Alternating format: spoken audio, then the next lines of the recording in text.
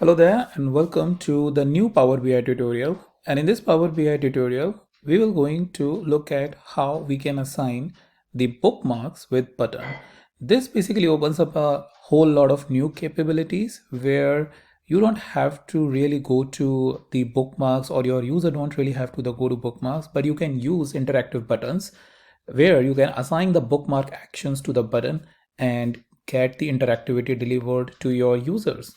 Well, we have talked about the bookmarks in one of the previous video. So if you look at this sheet where I am saving all my videos along with their YouTube link, so you will see that Power BI bookmark is present, and this Power BI bookmark is a basic introduction video about the Power BI, the bookmarks. So you can click on this link if you want to know just specific to the bookmarks.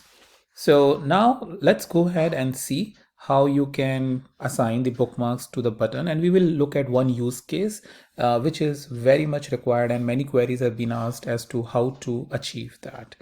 And before I move ahead, this sheet is present in the description so you can access.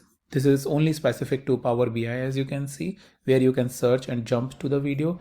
But if you want to access all my videos, then you can use this link, which is also present in the description, where you can search for any particular technology. For example, if I uncheck this and say Power BI, you will see all the Power BI. Enable this and all the Power BI video tutorials will be present to you. So total 73 videos is something what is available. You move ahead and see the different tutorials which I have. So this is the section, or this is the report which contains all of my videos related to Click, Power BI, Tableau and everything. All right, let's move ahead.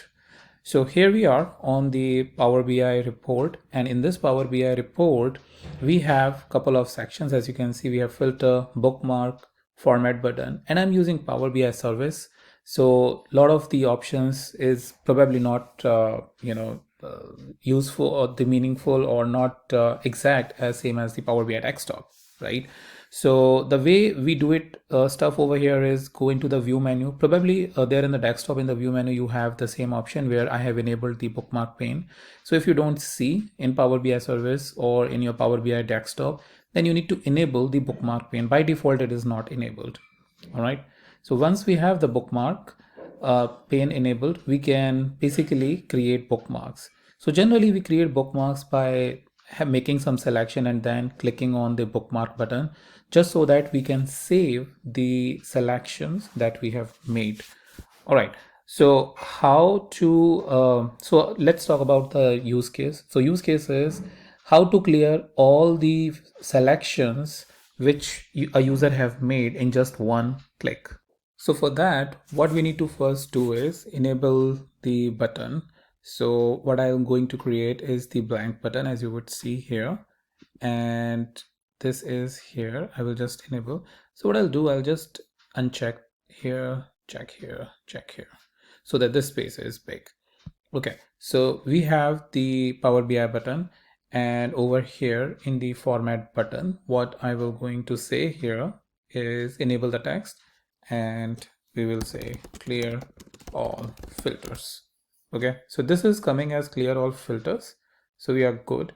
Now the next thing we have to do is, based on the filters which are available, need to make sure that nothing is selected here. So for example, we have a slicer here in this sample report.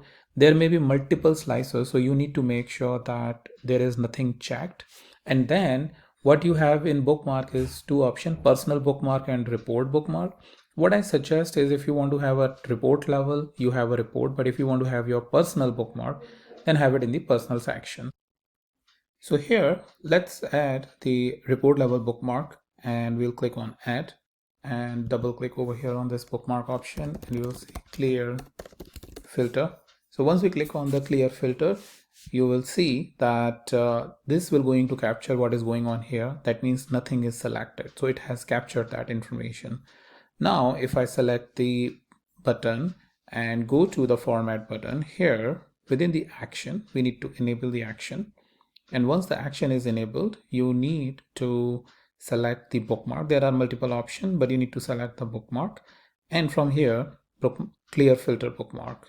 Okay, So once this action is assigned, what we can do is we can just simply hide all of these, and here let's make some selection. Let's make just one selection for now. We'll select this, and now if you see, the product code is selected as Palatus, and if you click on by holding the command key clear all filter, you will see that all is now coming.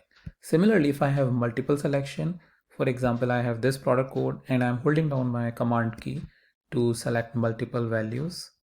If you see, so there are multiple selections that I have made. Now I want to clear it, and think like you have just one selection, you have one slicer or one filter. What if you have 5 filters or 10 filters?